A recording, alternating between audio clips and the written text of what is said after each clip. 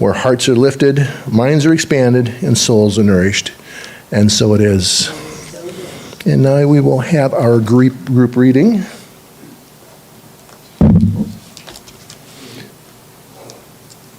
We will. There we go. I am ready to deepen my conviction in the power and presence for good. I am ready to apply it in my daily life. I am ready to receive God's highest blessings. I am ready to live from a higher level of beingness. I am ready to be a transformative light in the world. And now, as we do every Sunday, we will light our flames of faith. I'll ask Julie to come up and do that for us. We recognize that there are many names for the one and many paths to the one. And we start each service by recognizing some of the other paths that there are. So we'll start by lighting the candle for the Tao, honoring the universal path of harmony and equilibrium, the natural way. We light the candle for Hinduism, honoring the path of knowledge, action, and devotion. We light the candle for Judaism, honoring the ethical path of living by sacred law. We light the candle for all forms of Buddhism, honoring the Four Noble Truths and the path of compassion. We light the candle now for all forms of Christianity, honoring the Christ consciousness as the path of love. And we light the candle for all forms of Islam, honoring the path of submission to the will of God as the highest calling. And now I invite you to light that candle within for all forms of New Thought, knowing that it burns brightly each and every day of your life. Thank you. And now we will have a reading. Joan will come up and do that for us.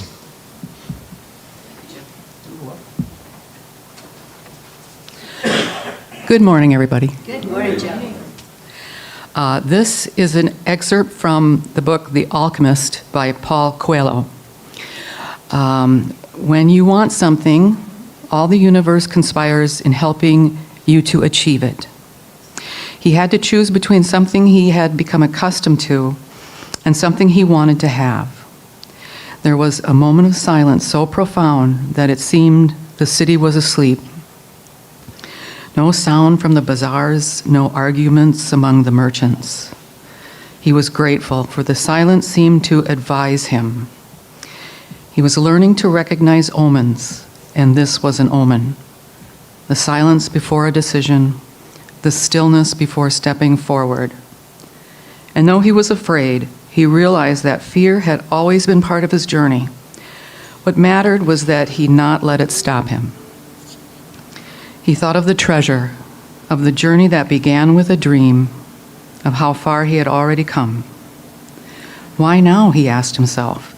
Why turn back when everything has led me to this? And then he understood. The real treasure was not just gold or jewels, but the willingness to say yes to his own heart. Trusting that God would meet him in every step, he took another one forward, into the unknown, into the power of his path. Thank you.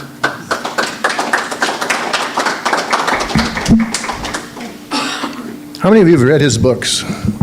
They're really quite something, beautifully written. And now we will have another song.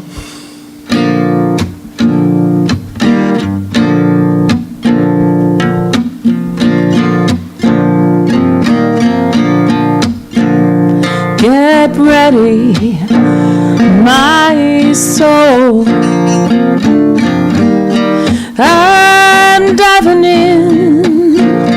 Get ready, my soul.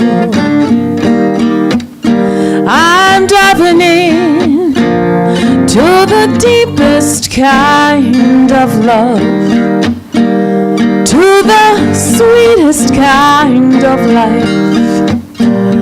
Get ready, my soul. Everything I've ever done, everything I've ever seen, everything lost or won.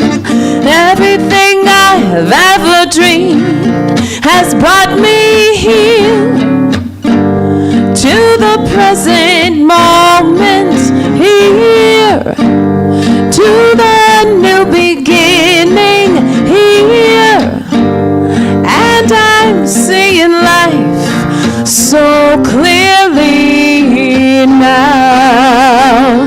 Get ready, my soul. I'm diving in. Get ready, my soul. I'm diving in to the deepest kind of love, to the sweetest kind of life. Get ready, my soul. 'Cause here I go, deeper, deeper, deeper than I've ever been before. Here I go, closer, closer, closer to my sacred source. Here I go, deeper, deeper, deeper than I've ever been before. Here I go, closer, closer, closer to my sacred source. Get ready, my soul. I'm diving in. Get ready, my soul. I'm diving in to the deepest kind of love, to the sweetest kind of life. Get ready, my soul. Get ready,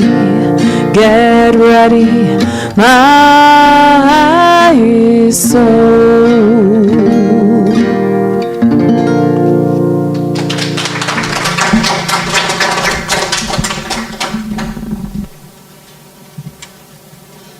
Good morning, everyone. Good morning. So nice to be here. I missed you guys last week. We missed you, too. Yeah, we were in Iowa. Recognizing that 50 years from high school isn't really that long, you know? Come on. All right. So, I love that song because that's what we're all about here this month, getting ready to go deeper.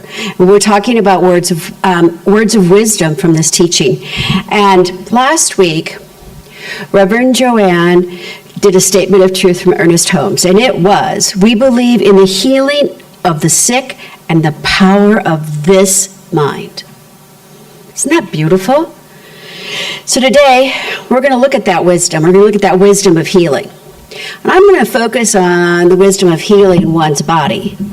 But the same wisdom applies to any healing one needs to do about self-esteem and self-confidence and relationships and life and worthiness, right? It all kind of comes from that same idea, is what we think about is what we bring about. So, I'm going to start with a story first about Phineas Quimby.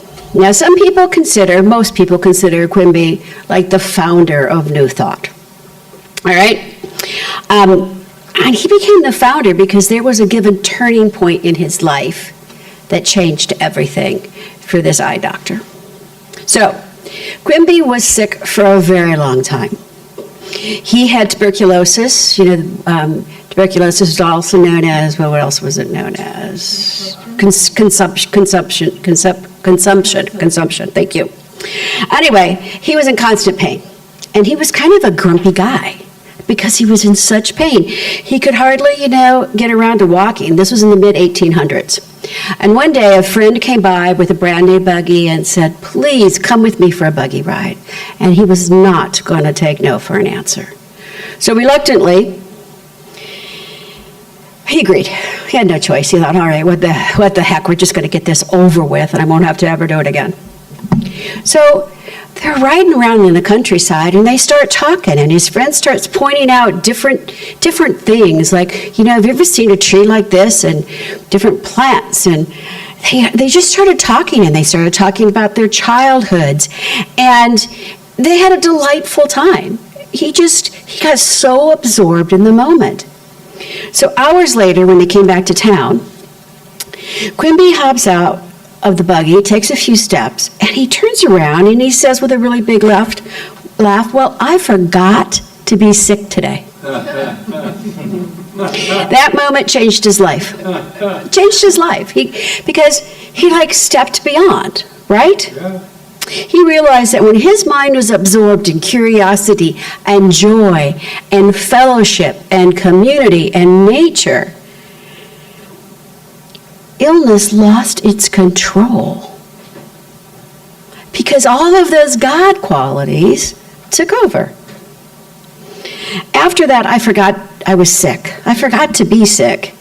He became fascinated with this idea of the mind and body connection. Fascinated. And he began to experiment on how he could change his mental focus to one of health, to one of wholeness, and how that change could ease the pain that he was feeling. He studied mesmerism.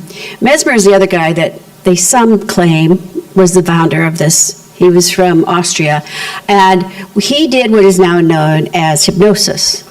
Mesmerism he was all about, let's talk, and here's your affirmation, and say this affirmation 1,000 times a day, right? But he studied mesmerism, and he realized that how your belief could influence everything else. He became a healer. He treated thousands of people as it relates to their illnesses. Instead of drugs, he had conversations and he had suggestions and provided them a new mental image of who they were. And then he developed his own theory that false beliefs, when we look at false beliefs and allow them to appear real, we lose our control. And he influenced so many people. He influenced Mary Baker Eddy, who went on to find Christian Science. She had a terrible back issue, and within months, essentially, that buggy ride was not only the turning point for him, but it was the turning point for the entire New Thought movement.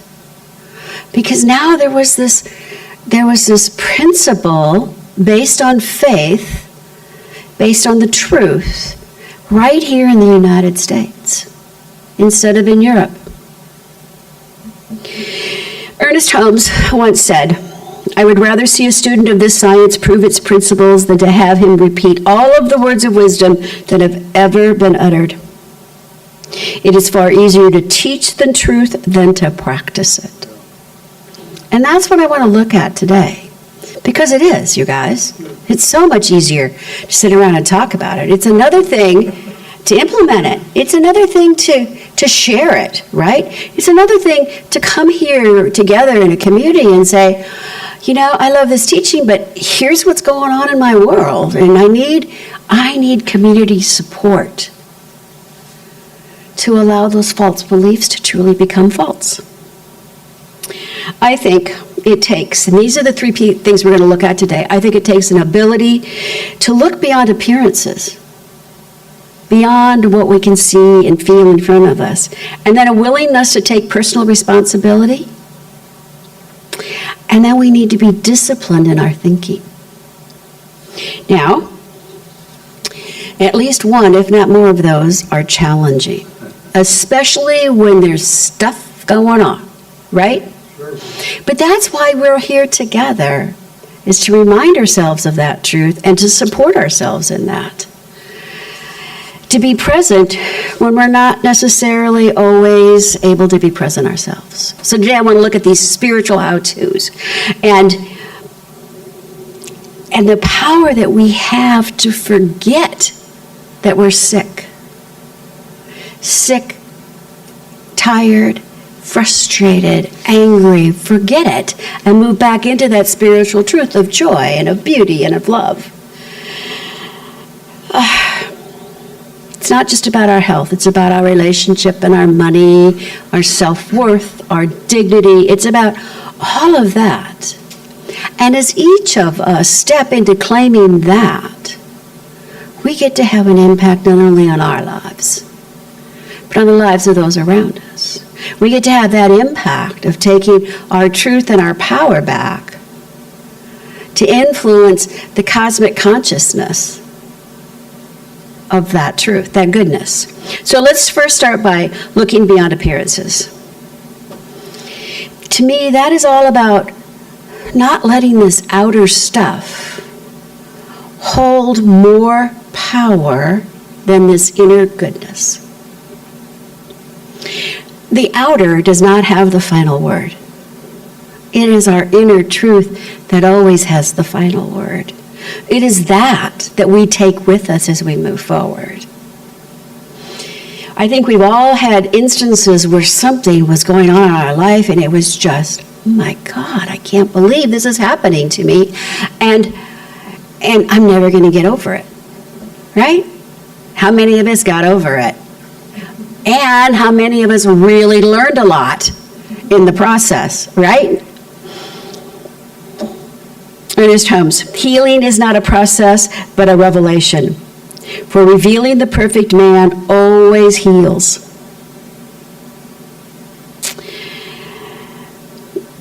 Myrtle Fillmore. She came from a family that had chronic tuberculosis. Everyone in her family. It was a history that went back for as long as she knew. And so she tried everything medically, and nothing worked. She was in such pain and such misery. And at the same time this was going on, these radical healing ideas were starting to really take hold, right? This was in the early 1880s. And it was really starting to take hold here in the States.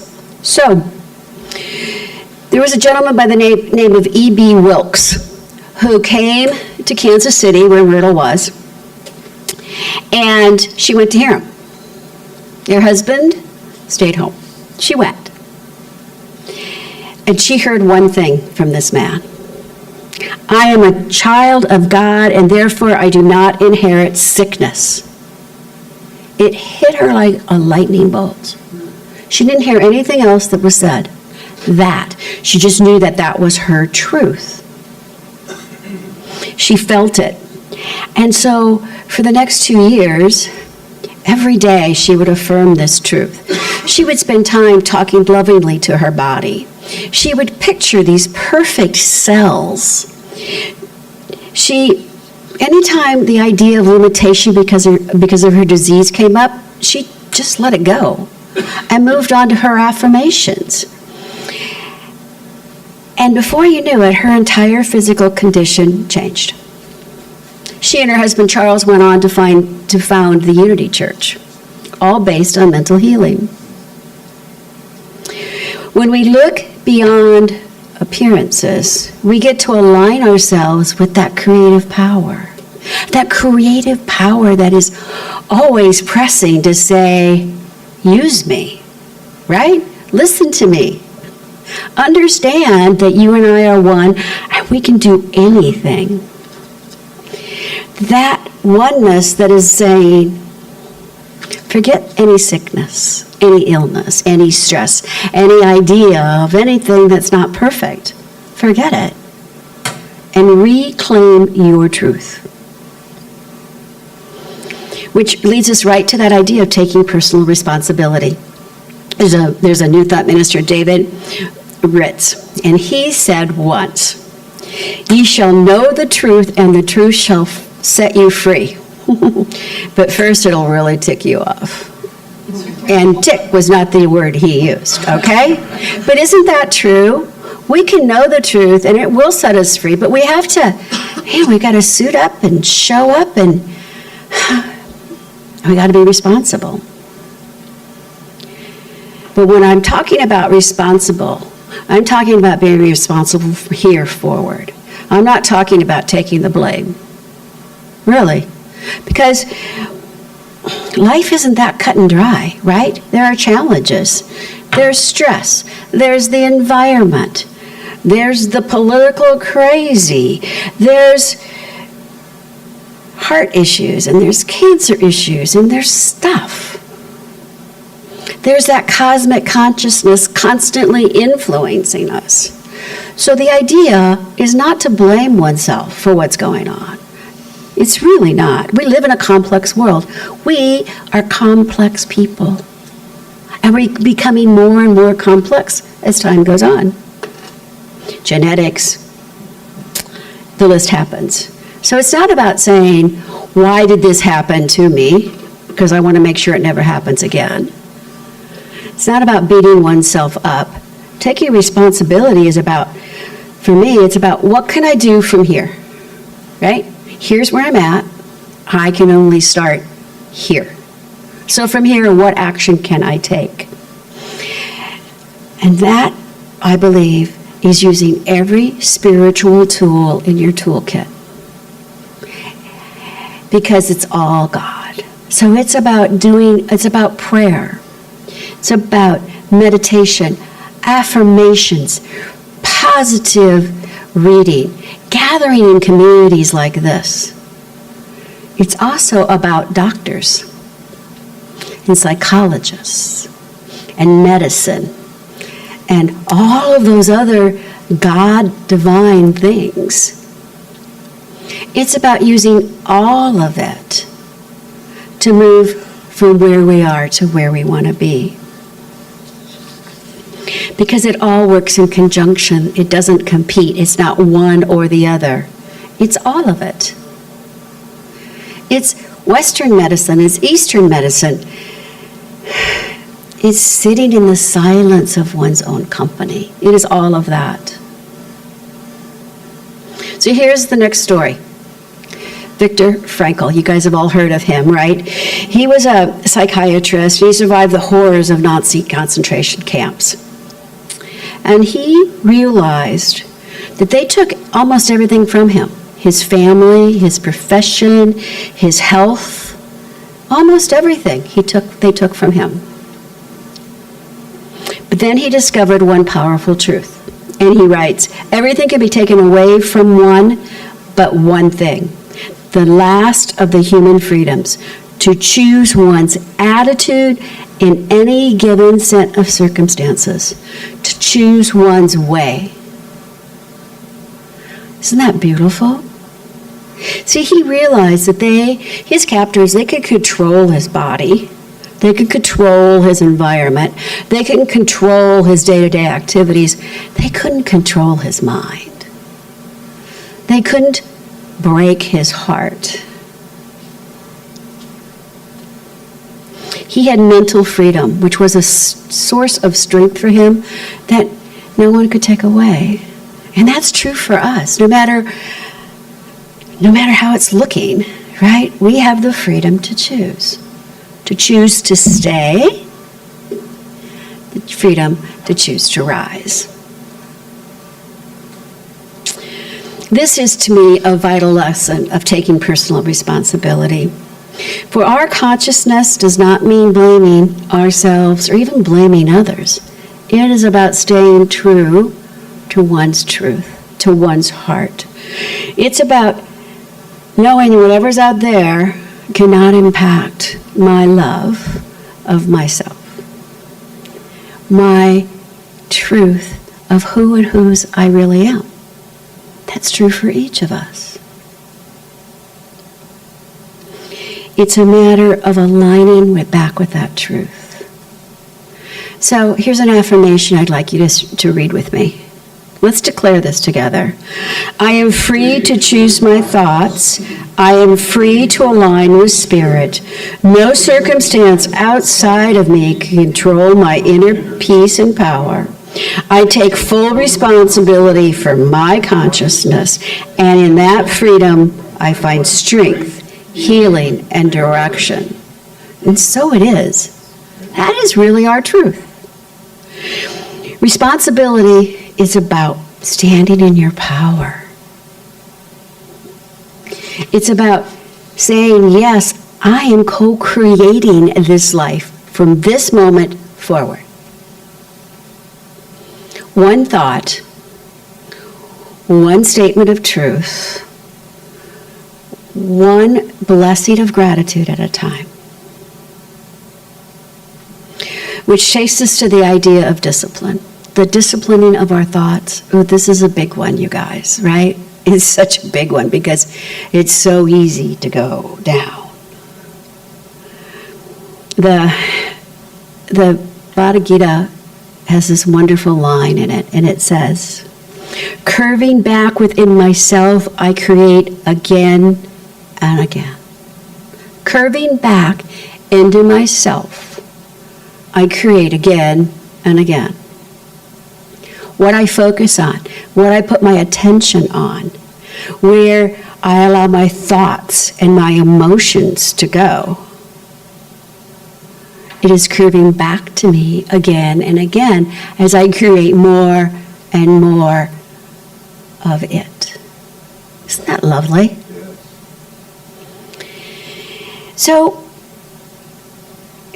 it's not about focusing on the out there. It's about focusing on what we know is our truth. And it's about recognizing that there is stress. There is stuff. But when we go back to our truth, to our power, we step into that power, studies have shown that it lowers stress. It improves our immunity. It even aids in recovery. And they've scientifically proven that. So the question is not whether I should discipline my thoughts, right? The real question is, can I afford the consequences of what I am thinking? Can I afford that? Can I afford to be angry, upset? Can I afford to be full of fear, worry, and doubt? Can I afford that? I think all of us know the answer to that is no. But it's about answering that question, right? Can I afford this thought, this emotion, this feeling? Joe Dispenza is a neuroscientist. He's done some really wonderful work, has written some great books.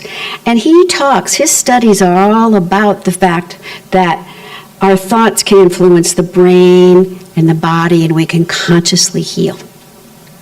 His research has shown that our brains are kind of plastic, kind of like a record album. We can re-groove it. We can retrain it, rewire it.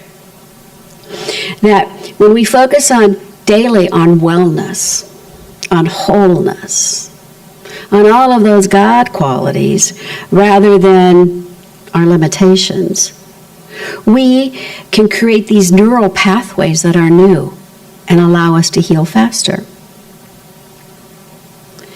He has shown that mental focus can change your entire brain chemistry, and different areas of your brain light up. He wrote a book, You Are the Placebo, which tells some great stories of people who have healed themselves. And it's all about meditation and visualization. It's all about affirmations, creating that clear, positive knowledge. Let's affirm this, shall we? Join me. I am the center of my health and well-being. I am, right? Yeah. I am the creator of my health and well-being. With each thought, I rewire my brain towards healing and vitality. I release all fear and limitation. My mind is focused on wellness. My body responds with strength and balance. Every cell in my body knows how to heal, regenerate. I am grateful for the infinite power within me to create vibrant health. That truth happens. And as we allow our thoughts to be more disciplined towards our good, towards our real truth and power, we can create a powerfully focused life, a wonderful life. So here's some key takeaways, right? When we look beyond appearance, like Myrtle Fillmore did, when we take personal responsibility for our consciousness, our mental freedom, our heart, like Viktor Frankl did, without blaming others, and when we discipline our thinking, knowing that we're curving back to create, when we stop remembering to be sick in mind, in body, in heart, we can do anything. Anything. This week, your assignment, if you choose to take it, is to ask yourself that question. Can I afford to be thinking this thought, feeling this feeling, taking this action? Can I afford it? Do I want it to influence my world? That is where our power is. And it's not always easy to stand in your power, but it's always so rewarding. And we are blessed. We have a group of practitioners here at this center that if you can't know where your power source is, we can know it for you. You have a community here that if you can't remember your truth, oh man, we can celebrate it with you. So let's be grateful for that blessing. And let's say, yes, I can afford that thought because it's a thought that is centered in God qualities, in my truth, in my life. One more affirmation. You ready? Let's take this one on. Today, I see beyond appearance. I take full responsibility for my consciousness. I discipline my thinking to align with the truth. I live as a powerful, joyful, healthy expression. Spirit.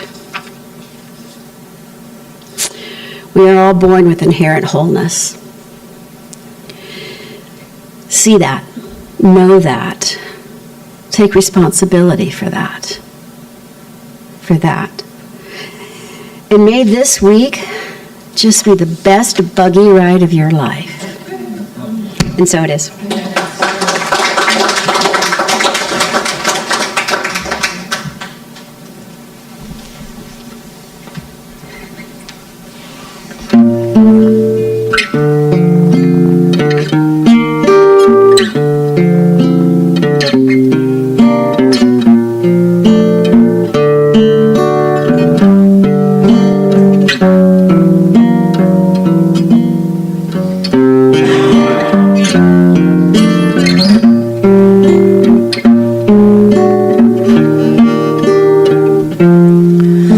I see trees of green, red roses too. I see them bloom for me and you, and I think to myself, what a wonderful world.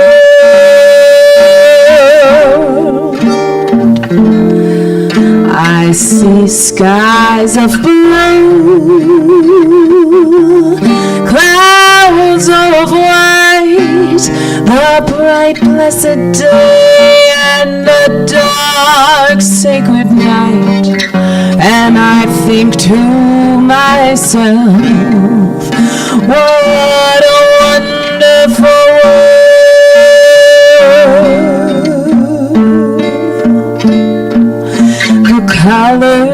colors of the rainbow, so pretty in the sky, are also on the faces of people going by. I see friends shaking hands, saying, how do you do? They're really saying, I love you. I hear babies cry, I watch them grow. They'll learn much more than I'll ever know.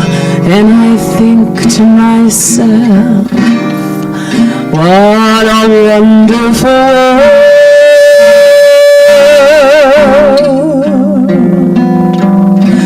Yes, I think to myself, what a wonderful world.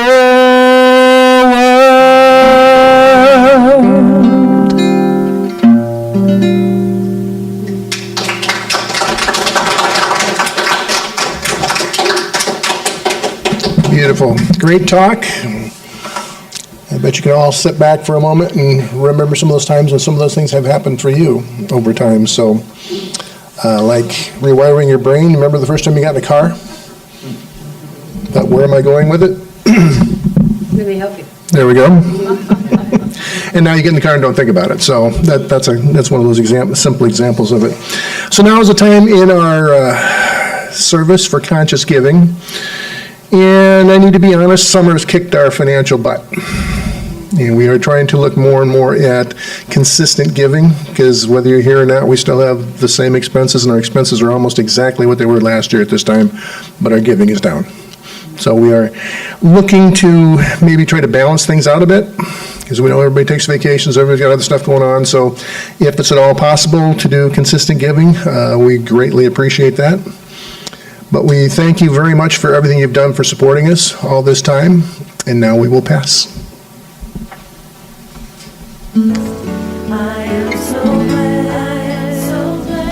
I am so blessed. I am so blessed. I am so grateful for all that I have. I am so blessed. I am so blessed. I am so grateful. I am so blessed. I am so blessed. I am so blessed. I am so grateful for all that I have. I am so blessed. I am so blessed. I am so grateful. I am so blessed. Oh, again, we thank you from the bottom of our hearts for that. Reverend Debbie has a couple things to say first. All right, so August is almost over. Yay. So September, back to school, back to life. Here's what we're going to do. We have the opportunity, you all have the opportunity of adopting a Sunday. You can be doing the feeding or the greeting or the reading or the lighting. So pick one for as many Sundays as you want. The sign-up sheet is over on the information table. Also, starting on September 14th, we are going to do something unique. Reverend Joanne and I are creating a class based on this thing called You. And so we're going to meet for 45 minutes after fellowship on Sundays and 45 minutes via Zoom on Wednesdays. And the idea is to cover not only the book, but key spiritual principles and practices, as well as to get to know each other on a completely new level. So, they are independent of each other, so you don't have to commit to all 6, but you're going to want to do all 6, because, I don't know, Reverend Joanne and I are kind of fun to hang with. So there's that benefit. So that's going on. This Sunday, we have been reading, our summer read has been The Alchemist. So if you've got time to hang out with us and talk about the book and what you thought about it, I've got a couple of things I've I've researched on it. Let's just have fun with a novel instead of all these serious books that we tend to read all of the time. And the last thing is not really an announcement. We have the opportunity of having Mary Ellen Murphy here with us today. And her father, Jay, who served his country and his family really, really well, made his transition this week at 105 plus a few weeks. And so, we are blessed to have her in our presence. We have a wonderful cake to celebrate his life, but more importantly, to celebrate the gifts that he left behind, including Mary Ellen and her siblings. So, and there's a card also, because we want her to take some goodness home with her. So, I invite us all to joyfully greet her with love, because it's a joy-filled event, bittersweet as it may be. All right? Follow that one. Yeah, we do this at home, too. Debbie mentioned a 50th class reunion, and there's nothing more embarrassing than be staring somebody in the face going, "Who are you? Are you one of my classmates, or are you a spouse?" And there were only 44 of us, and 5 died, so I guess it's, one said, "I'm not going to tell you." I'm like, okay, what am I going to do? So it was fun to see them, and we had a person who was the priest that started his priesthood when he was with us, and for those 4 years, and then went out to San Diego, married a guy, and he brought his husband with him, so it was just a very nice thing to see. He got up and spoke and talked about how we had touched him as a class and stuff like that, so it was very nice to see in our small little town of Storm Lake, Iowa. As Debbie was doing kind of a history lesson on New Thought, if you ever get the chance to read Spirits and Rebellion, it goes way back in how this teaching was so much about healing in the very beginning, as she mentioned. So, Spirits and Rebellion. It goes all the way back and all the way through. I found it fascinating, but then she came with a library that's like this much. So now we'll just take a couple minutes to settle into your chair as we close out our service. And take a breath. So as we leave this sacred gathering, we carry with us the wisdom of healing, knowing that the infinite mind flows through each of us, restoring, renewing, and revealing our inherent wholeness. We affirm that divine intelligence is present in every cell, every thought, every part of our being, guiding us back to balance, peace, and vitality. Let us walk this week with hearts open and minds attuned to truth, seeing health, love, and harmony reflected everywhere. We are blessed, we are whole, we are perfect expressions of the divine, and so it is. Reverend Joanne's a little bit under the weather, so just remember her blessing. And we will have a song to close us out, then we'll have fellowship. There was a time in my life I thought I'd have to do it all for myself. Didn't know the grace of God was sufficient.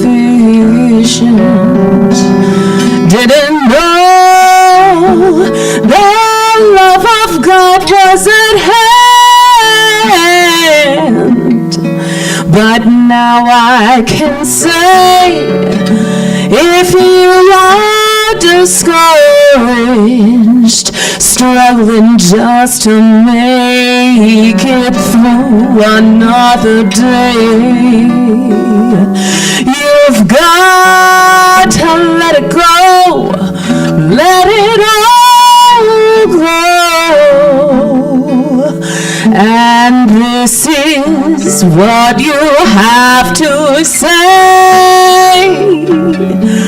I release and I let go.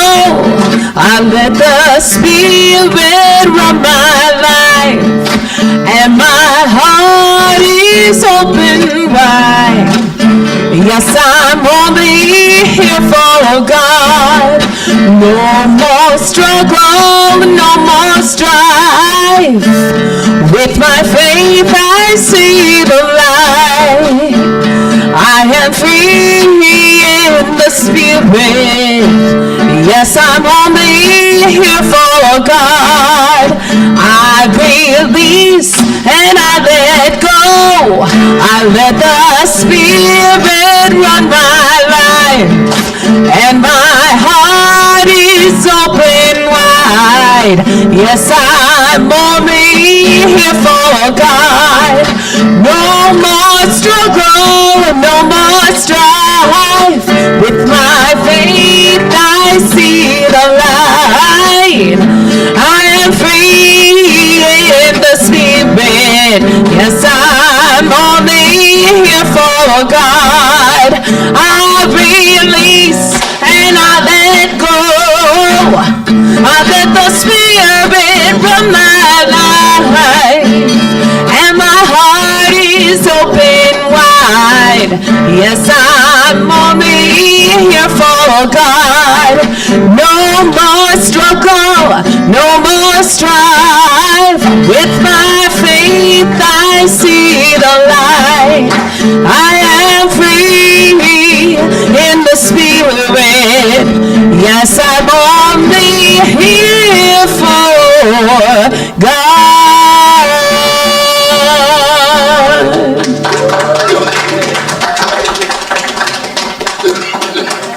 All right, fellowship. Here we go.